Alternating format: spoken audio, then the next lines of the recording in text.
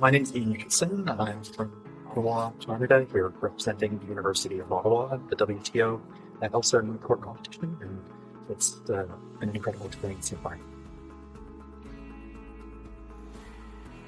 I was trying to find a moot more broadly at the university. I think many universities do it differently, but at least from my perspective, there were tryouts writ large for all of the moots. And although I'd had an interest in trade law, broadly, I really just wanted to moot. So I kind of left the decision in the hands of the person who was doing the auditions. And when I got offered the moot, I couldn't have been more excited.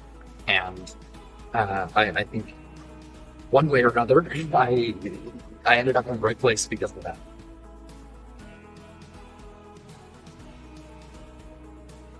All the way from start writing written submissions up to present, I think that it would be impossible for someone doing this not to get a complete, or at least a partial, because only certain articles, again, for instance, but a complete immersion in the WTO law in a way that a class couldn't offer, really.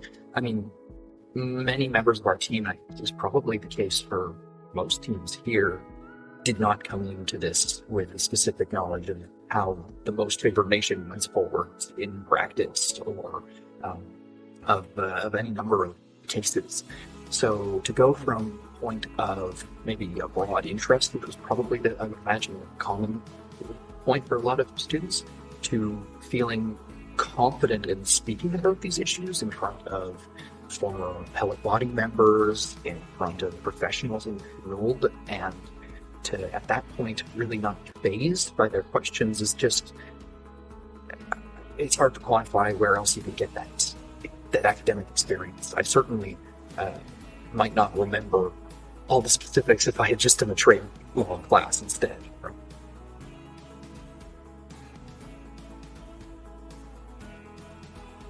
I would say do it would be the biggest point, because I don't think you can get a better experience in WTO.